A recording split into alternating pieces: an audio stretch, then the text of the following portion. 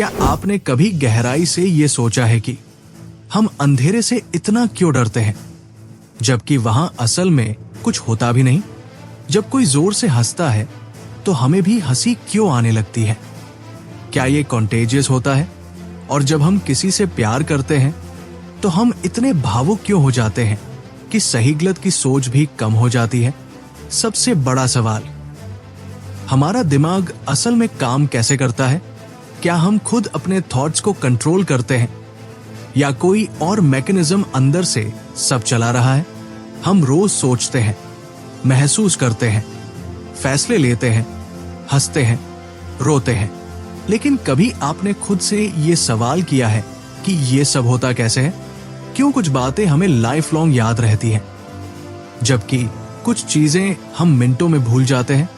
Paul Bloom की बेहतरीन किताब psych, the story of the human mind इन्हीं सवालों का जवाब देती है, वो भी एकदम सरल, वैज्ञानिक और व्यावहारिक ढंग से। ये किताब हमें हमारी खुद की सोच को समझने में मदद करती है कि हमारा मन, हमारी यादें, हमारी भावनाएं और हमारा कॉन्शियसनेस कैसे काम करता है। क्या हमारा दिमाग पूरी तरह रैशनल होता है या हम अक्सर इमोशन से ही डिसीजंस लेते हैं? क्या हमारी मेमोरीज सच होती है या थोड़ी झूठी भी बन जाती है? और क्या हम वाकई दूसरों के इमोशंस को फील कर पाते हैं या बस अंदाजा लगाते हैं? ये वीडियो सिर्फ किताब की समरी नहीं है, ये एक सफर है आपके दिमाग के अंदर।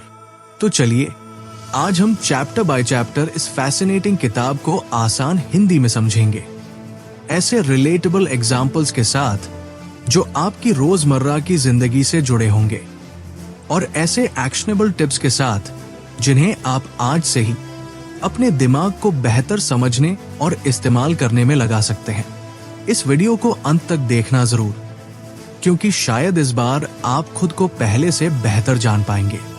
चैप्टर 1, हमारा दिमाग कैसे काम करता है? The brain is wider than the sky. क्या आप जानते हैं कि हमारा दिमाग, जो सिर्फ लगभग 1.3 किलो का होता है, वो इतनी जानकारी रख सकता है जितनी 1 लाख किताबों में हो सकती है। दिमाग को हम अक्सर एक सुपर कंप्यूटर कहते हैं, लेकिन सच तो ये है कि ये कंप्यूटर से भी कई गुना ज्यादा जटिल और शक्तिशाली है। हम हर दिन सैकड़ों फैसले लेते हैं, जैसे सुबह उठते ही ये सोचना कि क्या पहनना है, नाश्ते में क्या खाना है, कौन सा मैसेज पहले रिप्लाई करना है, कौन सा वीडियो देखना है। ये सब काम हम बिना ज्यादा सोचे समझे कर लेते हैं, और यही है दिमाग की सबसे खास बात, दिमाग के हिस्से और उनके रोल। पॉल ब्लूम इस किताब में बताते हैं कि हमारा दिमाग कई हिस्सों में बंटा होता है और हर हिस्सा एक खास काम करता है। कुछ हिस्से सोचने के लिए होते हैं, कुछ फीलिंग्स के लिए और कुछ आदतों और यादों के लिए। 1. Limbic system. ये हिस्सा हमारे इमोशंस को कंट्रोल करता है। जब आप कोई प्यारा वीडियो देखकर मुस्कुराते हो या डरावनी चीज देखकर डरते हो, तो ये लिम्बिक सिस्टम ही एक्टिव होता है। 2. Prefrontal cortex. ये हिस्सा हमें प्लानिंग, सोचने और लॉजिकल डिसीजन लेने में मदद करता है। जब आप किसी मुश्किल सवाल का जवाब सोच रहे होते हो या फ्यूचर की प्लानिंग कर रहे हो, तब ये हिस्सा काम करता है। 3. हिपोकैम्पस। ये हमारी यादों को स्टोर और रिकॉल करने में मदद करता है। आपको बचपन की कोई बात या कल का कोई मोमेंट याद आया? That's your hippocampus in action. Example from daily life. मान लीजिए आप किसी दोस्त से नाराज हो गए।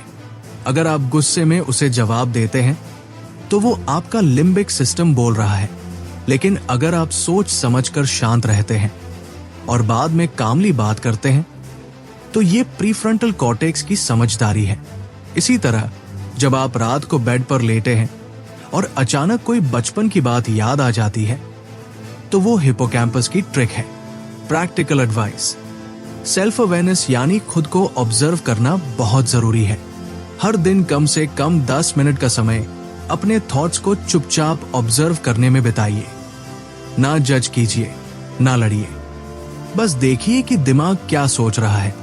शुरू में ये थोड़ा अजीब लगेगा, लेकिन धीरे धीरे आपको पता चलेगा कि कि आपके अंदर कितनी क्लैरिटी आ रही है।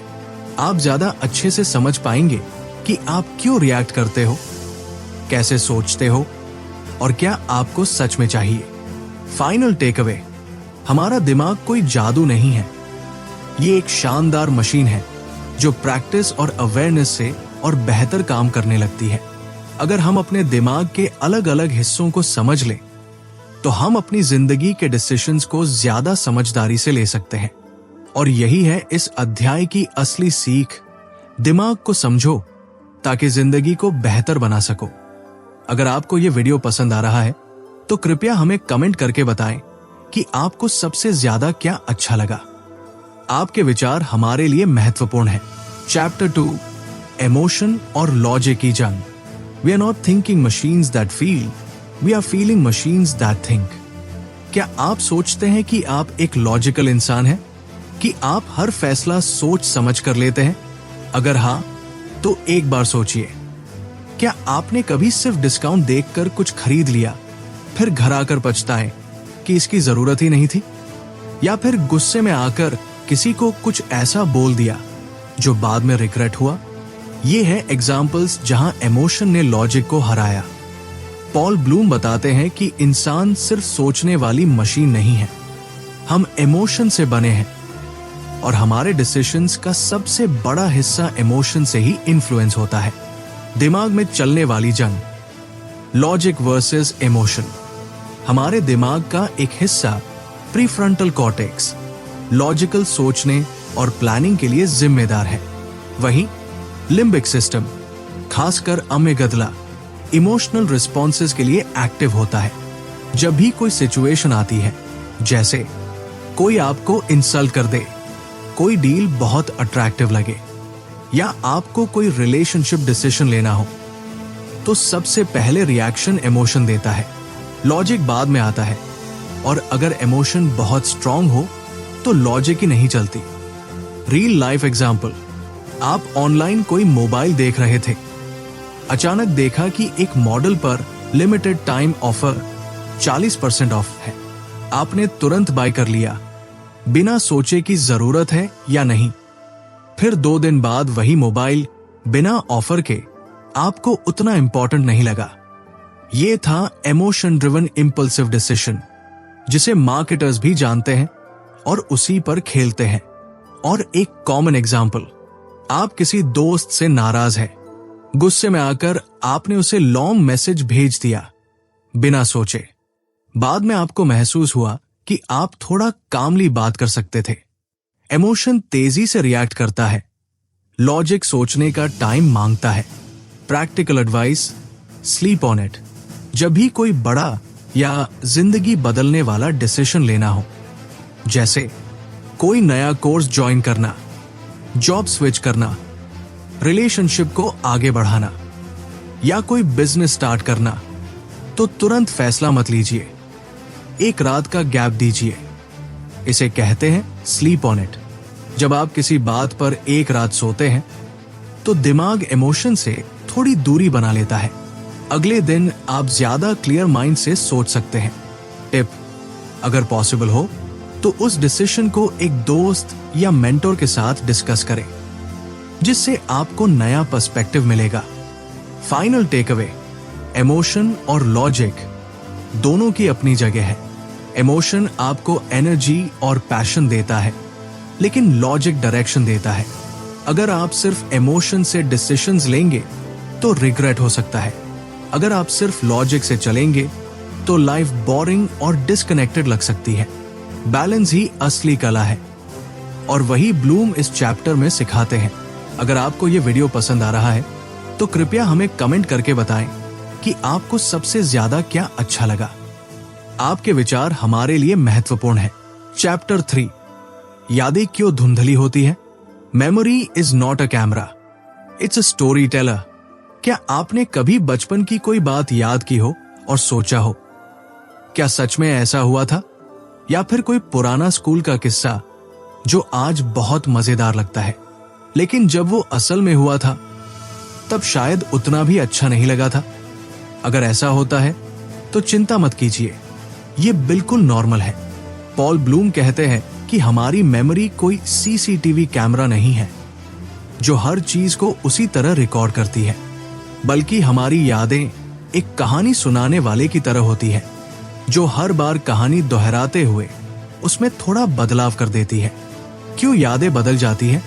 जब हम कोई इवेंट याद करते हैं तो हम उसे जैसे का तैसा नहीं दोहराते, बल्कि हमारा दिमाग उस मेमोरी को फिर से बनाता है। पास्ट एक्सपीरियंसेस, करंट इमोशंस और इमेजिनेशन को मिलाकर। इसीलिए हर बार जब आप कोई मेमोरी रिकॉल करते हैं तो उसमें थोड़ा बदलाव हो सकता है। इसे कहते हैं रिकंस्ट्रक्टिव मेमोरी। यानी हम मेमोरीज को रिकॉल नहीं करते, हम उन्हें रिक्रिएट करते हैं। डेली लाइफ एग्जाम्पल, मान लीजिए स्कूल में कोई गेम खेला था और आपकी टीम हार गई थी। उस वक्त शायद आप रो भी पड़े थे, लेकिन आज जब आप वो किस्सा अपने दोस्तों को सुनाते हैं तो आप हंसते हो, मजाक बनाते हो और शायद कुछ डायलॉग्स भी जोड़ देते हो। असल में क्या हुआ था वो टाइम के साथ मिक्स हो जाता है और एक नई कहानी बन जाती है। इसीलिए दो लोग एक ही घटना को अलग तरह से याद कर सकते हैं। मेमोरी का इमोशनल फिल्टर, हमारी इमोशंस हमारी यादों को कलर कर देती है। अगर किसी बात से आपको खुशी मिली थी तो आप उसे ज्यादा ब्राइट और एक्साइटिंग तरीके से याद करेंगे। अगर कोई पेनफुल मोमेंट था तो या तो दिमाग उसे दबा देगा या थोड़ा सॉफ्टन कर देगा ताकि आप उसे टॉलरेट कर सको। इसलिए कभी कभी बुरी बातें धुंधली हो जाती है और अच्छी बातें चमकने लगती है। प्रैक्टिकल एडवाइस, जर्नल लिखना शुरू करें। अगर आपको इंपॉर्टेंट बातें सच में वैसी की वैसी याद रखनी है तो सिर्फ दिमाग पर भरोसा मत कीजिए, लिखना शुरू कीजिए। एक छोटा सा डायरी या डिजिटल नोटपैड रखिए। उसमें हर दिन या हर हफ्ते की कोई खास बात लिखिए, जैसे आपने क्या महसूस किया, क्या सीखा। जर्नल आपकी मेमोरी से ज्यादा ईमानदार होता है और जब आप सालों बाद उसे पढ़ेंगे तो आपको असली रियलिटी याद आएगी, ना कि दिमाग की एडिट की गई वर्जन। फाइनल टेक अवे, हमारी यादें हमारी पहचान का हिस्सा होती है, लेकिन वो पूरी तरह सच नहीं होती। मेमोरी एक स्टोरी टेलर है और हम सब अपनी जिंदगी की कहानी खुद गढ़ते हैं, लेकिन अगर हम चाहें तो कुछ सच को पकड़ कर रख सकते हैं, बस थोड़ा सा लिखकर, थोड़ा सा ध्यान रखकर। चैप्टर 4, हम चीजों को वैसे क्यों देखते हैं जैसे हम देखते हैं। We don't see things as they are, we see them as we are। क्या आपने कभी सोचा है कि दो लोग एक ही चीज को देखकर दो अलग अलग बातें क्यों कह सकते हैं? एक तस्वीर को कोई सुंदर कहता है तो दूसरा कहता है ठीक है यार, कुछ खास नहीं। ऐसा इसलिए होता है क्योंकि हमारी परसेप्शन, यानी हम चीजों को कैसे देखते और समझते हैं, वो सिर्फ हमारी आंखों पर नहीं, हमारे दिमाग पर भी निर्भर करता है। पॉल ब्लूम बताते हैं कि परसेप्शन सिर्फ देखना नहीं है, परसेप्शन एक इंटरप्रिटेशन है। हमारा दिमाग जो भी सेंसरी इनपुट जैसे देखने, सुनने, महसूस करने की जानकारी लेता है, उसे अपने पास्ट एक्सपीरियंसेस, इमोशंस और एक्सपेक्टेशन से मिलाकर उसका मतलब निकालता है। Perception example, optical illusions. आपने जरूर कुछ ऑप्टिकल इल्यूशंस देखे होंगे, जैसे वो तस्वीर जिसमें कुछ लोगों को एक बुढ़िया दिखती है और कुछ को एक जवान लड़की। रियलिटी एक ही है, लेकिन इंटरप्रिटेशन अलग अलग। ये दिखाता है कि हम चीजों को जैसे हैं वैसे नहीं देखते, हम उन्हें अपने हिसाब से इंटरप्रेट करते हैं। दिमाग कैसे परसेप्शन बनाता है? जब आपकी आंख किसी ऑब्जेक्ट को देखती है, जैसे कि एक कुर्सी, तो आंख सिर्फ रोशनी और रंग डिटेक्ट करती है, बाकी का काम दिमाग करता है। वो आपके पिछले अनुभवों से मिलाता है, सोचता है कि ये ऑब्जेक्ट किस काम का है, आपकी भावना को भी उसमें जोड़ता है।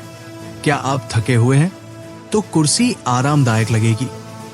इसलिए परसेप्शन एक तरह से दिमाग की सोचने की शैली भी होती है। रियल लाइफ एग्जाम्पल, मान लीजिए बारिश हो रही है।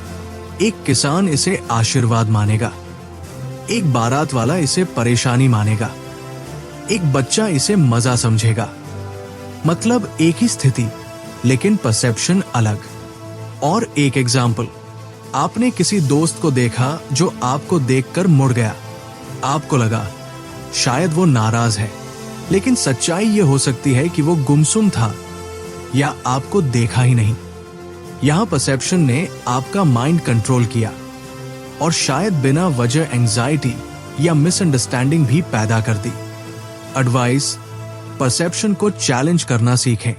जब भी आप किसी चीज को देखकर, सुनकर या महसूस करके तुरंत जजमेंट बनाने लगे, तो एक पॉज लें और खुद से पूछें, क्या मैं इसे सही तरीके से देख रहा हूं या मेरी सोच इसमें मिक्स हो गई है? Try this. किसी बात पर तुरंत रिएक्ट करने से पहले 10 सेकंड सोचें। अपनी परसेप्शन को दूसरों से कंपेयर करें। तुम्हें क्या लगा? जर्नलिंग करें। परसेप्शन और रियलिटी में कितना फर्क था? फाइनल टेक अवे, हमारी दुनिया वैसी नहीं है जैसी वो है। वो वैसी है जैसी हम उसे देखते हैं, और देखने का तरीका बदलते ही दुनिया बदल सकती है। पॉल ब्लूम हमें सिखाते हैं कि परसेप्शन पर काम किया जा सकता है, और अगर आप अपने माइंड की ये ट्रिक समझ जाएं, तो आप बेहतर सोच सकते हैं, बेहतर समझ सकते हैं और एक शांत, बैलेंस्ड जिंदगी जी सकते हैं। अगर आपको ये वीडियो पसंद आ रहा है तो कृपया हमें कमेंट करके बताएं कि आपको सबसे ज्यादा क्या अच्छा लगा। आपके विचार हमारे लिए महत्वपूर्ण हैं। चैप्टर 5, हम सही और गलत का फैसला कैसे करते हैं। Morality is not just a matter of reason, it's also about emotion. क्या आपने कभी ऐसा किया है जो गलत लगा, लेकिन दिल ने कहा कोई बात नहीं, इरादा तो अच्छा था? या फिर कभी किसी को गलत बोल दिया लेकिन बाद में गिल्ट महसूस हुआ? यही है मोरल साइकोलॉजी, यानी हम सही और गलत का फैसला कैसे करते हैं और उसमें दिमाग, भावना और समाज का क्या रोल होता है। पॉल ब्लूम बताते हैं कि हमारा नैतिक निर्णय, मॉरल डिसीजन सिर्फ दिमाग से नहीं आता, उसमें हमारी भावनाएं, परवरिश और कल्चर भी शामिल होते हैं। मोरल जजमेंट कैसे बनता है? जब भी हम किसी सिचुएशन को देखते हैं, जैसे किसी ने किसी को धोखा दिया, हमारा दिमाग लाइटनिंग स्पीड से 3 सवाल सोचता है। इरादा क्या था? इंटेंशन। नतीजा क्या हुआ? ये सोशली एक्सेप्टेबल है या नहीं? हमारा जजमेंट इन 3 चीजों से मिलकर बनता है। एग्जाम्पल, मान लीजिए किसी ने झूठ बोला लेकिन किसी की जान बचाने के लिए। दिमाग कहता है झूठ बोलना गलत है, दिल कहता है इसका इरादा अच्छा था, समाज कहता है ऐसे झूठ चलेगा। अब आप क्या करेंगे? यही है मोरल कॉन्फ्लिक्ट, जहां लॉजिक, इमोशन और एथिक्स टकराते हैं। मोरल सेंस बचपन से शुरू होती है। पॉल ब्लूम रिसर्च में बताते हैं कि छोटे बच्चे भी फेयरनेस और एम्पैथी को पहचानने लगते हैं। अगर किसी बच्चे को कम टॉफी मिले तो वो तुरंत कहेगा ये गलत है। अगर कोई बच्चा रोए तो दूसरा बच्चा उसके पास आकर हाथ रखेगा। मतलब नैतिक सोच हमारे अंदर इनबिल्ट होती है, लेकिन इसे समाज, अनुभव और शिक्षा शेप करते हैं। कल्चर का असर, हर देश, हर समाज की नैतिकता अलग होती है। भारत में माता पिता की सेवा करना एक नैतिक कर्तव्य है। पश्चिमी देशों में इंडिपेंडेंस ज्यादा वैल्यू की जाती है। इसलिए मोरल जजमेंट यूनिवर्सल नहीं होता, वो परिस्थिति और संस्कार पर भी निर्भर करता है। प्रैक्टिकल एडवाइस, मोरल पॉज लें जब भी आप किसी पर जजमेंट पास करने वाले हों। जैसे ये आदमी बहुत बुरा है, इस लड़की का एटीट्यूड खराब है, तो एक नैतिक विराम, मोरल पॉज लीजिए। सोचिए इसका इरादा क्या रहा होगा? अगर मैं इसकी जगह होता तो क्या करता? क्या मेरे इमोशंस मेरे फैसले को रंग रहे हैं? ये सोचने से आप कम जजमेंटल और ज्यादा समझदार बनेंगे। Final take away, moral psychology हमें ये नहीं सिखाती कि सही क्या है और गलत क्या है, बल्कि ये सिखाती है कि हम क्यों ऐसा सोचते हैं और कैसे अपने नैतिक फैसलों को समझदारी से ले सकते हैं। पॉल ब्लूम कहते हैं सच्ची नैतिकता तब होती है जब आप दिल और दिमाग दोनों से सोचते हो। अगर आपको ये वीडियो पसंद आ रहा है तो कृपया हमें कमेंट करके बताएं कि आपको सबसे ज्यादा क्या अच्छा लगा। आपके विचार हमारे लिए महत्वपूर्ण हैं। चैप्टर 6, मैं कौन हूं? हमारी आइडेंटिटी कैसे बनती है? The self is not a thing but a story we tell ourselves. क्या आपने कभी खुद से पूछा है, मैं कौन हूं? क्या मैं सिर्फ मेरा नाम हूं? मेरी मेमोरीज, मेरा शरीर, मेरा काम? हम सब सोचते हैं कि हमारी एक पक्की पहचान, फिक्स्ड आइडेंटिटी है, लेकिन पॉल ब्लूम बताते हैं कि हमारी आइडेंटिटी कोई स्थायी चीज नहीं है। ये समय के साथ बनती और बदलती रहती है। सेल्फ क्या है? हमारा सेल्फ यानी मैं एक मेंटल कंस्ट्रक्ट है। हम हर दिन अपने बारे में कहानियां बनाते हैं। मैं मेहनती हूं, मैं इंट्रोवर्ट हूं, मैं इमोशनल हूं। ये कहानियां हमें आइडेंटिटी देती हैं और हम उन्हीं के अनुसार खुद को और दुनिया को देखते हैं। Example, role play. सोचिए एक लड़की है, स्कूल में वो पढ़ाकू है, घर पर बड़ी बहन, कॉलेज में क्रिएटिव और सोशल मीडिया पर इन्फ्लुएंसर। अब सवाल यह है, वो असली में कौन है? असल में वो सब कुछ है। हमारी आइडेंटिटी अलग अलग रोल्स और सिचुएशन से मिलकर बनती है। कोई एक लेबल हमें पूरी तरह डिफाइन नहीं करता। आइडेंटिटी बदलती रहती है। पॉल ब्लूम कहते हैं कि हम जिस सेल्फ को आज महसूस करते हैं वो शायद 5 साल पहले नहीं था और 5 साल बाद भी नहीं रहेगा। जैसे जैसे हमारे अनुभव बदलते हैं, हमारी सोच बदलती है, वैसे वैसे हमारी आइडेंटिटी भी इवॉल्व होती है। इसलिए जब कोई कहता है मैं कभी नहीं बदलूंगा, तो वो अपने दिमाग की नेचुरल क्षमता को रोक रहा होता है। मेमोरी और स्टोरी टेलिंग। हमारी आइडेंटिटी हमारी यादों से भी जुड़ी होती है, लेकिन जैसा कि पिछले चैप्टर में देखा, हमारी मेमोरीज बिल्कुल एक्यूरेट नहीं होती। इसलिए हमारी पहचान भी पूरी तरह फैक्चुअल नहीं होती। वो एक कहानी होती है जिसे हम अपने मन में रोज एडिट करते रहते हैं। प्रैक्टिकल एडवाइस, आइडेंटिटी को रिजिड मत बनाओ। अगर आप खुद को सिर्फ एक लेबल में बांध लेंगे, जैसे मैं तो बस एवरेज इंसान हूं या मुझे क्रिएटिविटी नहीं आती, तो आप अपनी ग्रोथ को रोक रहे हैं। Try this.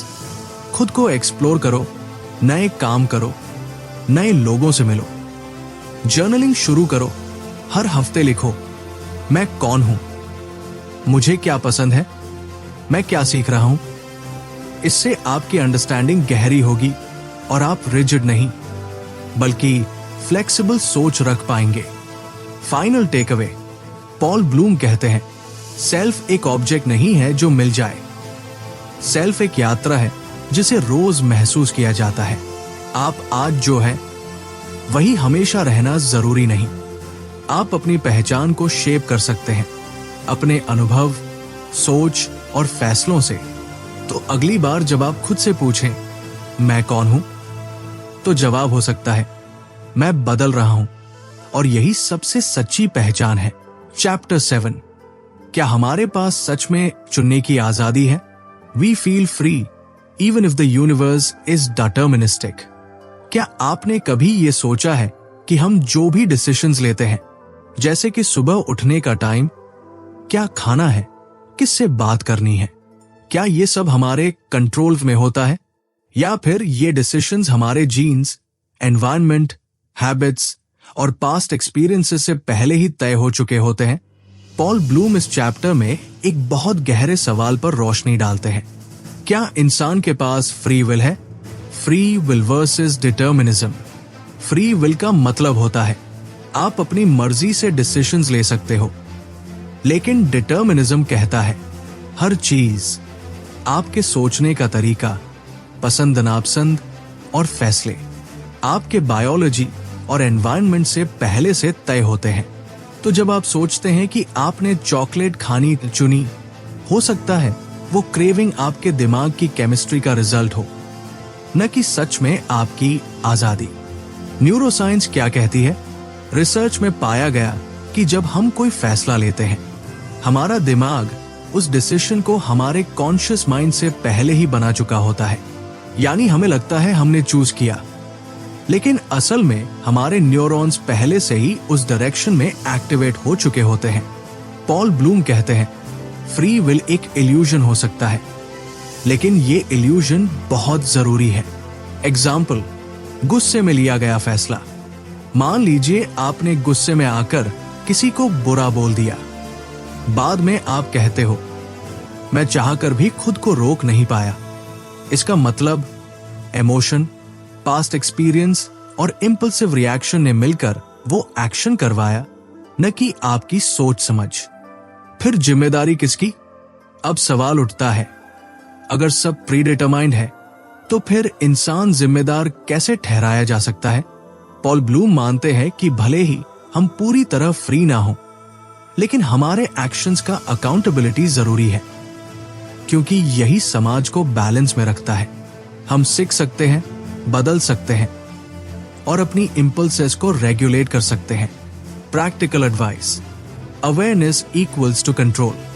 हो सकता है हम 100% फ्री न हो, लेकिन जितना हम अपने थॉट्स और पैटर्न्स को ऑब्जर्व करते हैं, उतनी हमारी कंट्रोल की पावर बढ़ती जाती है। Try this. जब भी इंपल्सिव बनो, जैसे जल्दी गुस्सा आना या कुछ खरीद लेना, 10 सेकंड रुककर सोचो। मेडिटेशन और जर्नलिंग से आप अपने दिमाग की ऑटोमेटिक रिएक्शंस को धीरे धीरे समझने लगते हो। यही अवेयरनेस ही पहला कदम है सच में आजाद होने की तरफ। Final take away, Paul Bloom कहते हैं, हो सकता है फ्री विल एक इल्यूजन हो, लेकिन अगर हम इस इल्यूजन को समझदारी से यूज करें तो हम अपनी लाइफ को बेहतर तरीके से चला सकते हैं। फ्री विल का मतलब हमेशा कंट्रोल नहीं होता। कभी कभी इसका मतलब होता है रिस्पॉन्सिबिलिटी लेना और खुद को हर दिन थोड़ा थोड़ा बेहतर बनाना। अगर आपको ये वीडियो पसंद आ रहा है तो कृपया हमें कमेंट करके बताएं कि आपको सबसे ज्यादा क्या अच्छा लगा। आपके विचार हमारे लिए महत्वपूर्ण हैं। चैप्टर 8, दूसरों को समझना क्यों जरूरी है। Understanding others. Empathy is about finding echoes of another person in yourself. हम इंसान सोशल बीइंग्स हैं। हम अकेले नहीं रह सकते। हम रोज किसी न किसी से बात करते हैं, इंटरैक्ट करते हैं। दोस्त, परिवार, ग्राहक, सहकर्मी। लेकिन क्या हम उन्हें सच में समझते हैं? पॉल ब्लूम इस चैप्टर में बताते हैं कि साइकोलॉजी का एक बड़ा हिस्सा ये समझना है कि लोग कैसे सोचते हैं, महसूस करते हैं और क्यों वो वैसा बिहेव करते हैं जैसा करते हैं। Mind reading, theory of mind. हम सभी के पास एक नेचुरल स्किल होती है जिससे हम दूसरों की फीलिंग्स और थॉट्स को अंदाजा लगा सकते हैं। इसे साइकोलॉजी में कहते हैं थ्योरी ऑफ माइंड। जैसे जब कोई चुप हो जाए तो हमें लगता है कुछ तो गलत है। जब कोई मुस्कुराए तो हमें खुशी का एहसास होता है।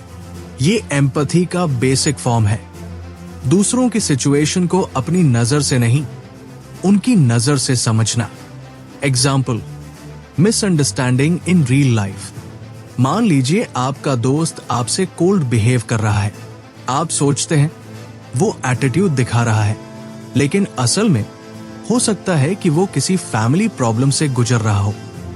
अगर आप एम्पैथी से सोचते तो आपका रिएक्शन बदल जाता। पॉल ब्लूम कहते हैं, दूसरों के नजरिए से देखना हमारी खुद की रिएक्शंस को भी बेहतर बनाता है। लेकिन ध्यान दें, एम्पैथी और ओवर एम्पैथी में फर्क है। पॉल ब्लूम इस किताब में ये भी समझाते हैं कि जरूरत से ज्यादा इमोशनल होकर दूसरों की फीलिंग्स को एब्जॉर्ब करना बर्नआउट की वजह बन सकता है। इसलिए उन्होंने कॉन्सेप्ट दिया, रैशनल कंपैशन, यानी दूसरों के लिए क्या रखना, लेकिन दिमाग से। एडवाइस, एम्पैथी को स्ट्रॉन्ग बनाइए। 1, सुनना सीखिए, बोलने से ज्यादा। जब कोई बात करे तो बीच में मत काटिए। सिर्फ प्रेजेंस से भी कनेक्शन बनता है। 2, जजमेंट को पॉज पर रखिए। हर इंसान की कहानी अलग होती है। आप उसे पूरी तरह समझ नहीं सकते, लेकिन आप ओपन माइंड से सुन तो सकते हैं।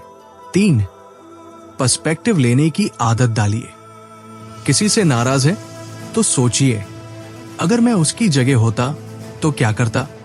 Final take away, Paul Bloom इस चैप्टर का सार बताते हैं, दूसरों को समझना सिर्फ समाज के लिए अच्छा नहीं, ये आपकी खुद की ग्रोथ के लिए भी जरूरी है। जब हम दूसरों को सच में समझते हैं तो हमारे रिश्ते गहरे होते हैं, कम्युनिकेशन बेहतर होता है और कॉन्फ्लिक्ट्स कम होते हैं। एम्पैथी आपको अच्छा इंसान बनाती है और साथ ही एक अच्छा लीडर, अच्छा पार्टनर और अच्छा सोचने वाला भी। और इसी के साथ किताब साइक बाय पॉल ब्लूम की हमारी ये जर्नी पूरी होती है। अगर आपको ये सीरीज पसंद आई हो तो कमेंट में बताइए कौन सा चैप्टर सबसे दिलचस्प लगा और क्यों, और अगली कौन सी किताब का सार सुनना चाहेंगे।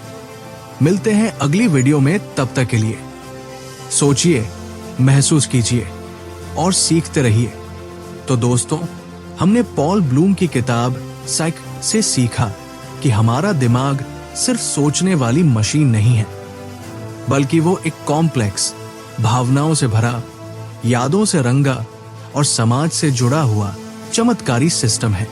हम कैसे सोचते हैं, क्यों हम दूसरों से कनेक्ट होते हैं, क्यों हम कभी सही फैसले लेते हैं और कभी गलत, और कैसे हमारा बीता हुआ कल हमारे आज के फैसलों को साइलेंटली इन्फ्लुएंस करता है। ये सब हमें बताता है कि इंसान सिर्फ एक लॉजिकल क्रीचर नहीं है, हम एक सोचते हुए, महसूस करते हुए, सीखते हुए जटिल प्राणी हैं। इस किताब का सबसे बड़ा सबक यह है, जब तक हम खुद को और दूसरों को समझ नहीं पाते, तब तक हम सच में बेहतर इंसान नहीं बन सकते। अब आपकी बारी है। अगर इस वीडियो से आपको कुछ नया सोचने को मिला हो तो कमेंट में जरूर बताइए कौन सा चैप्टर सबसे ज्यादा रिलेटेबल लगा और अगली कौन सी किताब आप समरी में देखना चाहेंगे। अगर वीडियो अच्छा लगा हो तो लाइक जरूर कीजिए और ऐसी ही दमदार किताबों की समरीज के लिए चैनल को सब्सक्राइब कर लीजिए। याद रखिए, सेल्फ अवेयरनेस और समझदारी, ये दो चीजें ही आपकी सोच को बदल सकती है, और सोच बदलेगी तो आपकी पूरी जिंदगी बदल जाएगी। मिलते हैं अगली किताब के साथ, तब तक सीखते रहिए, सोचते रहिए और बढ़ते रहिए। जय हिंद।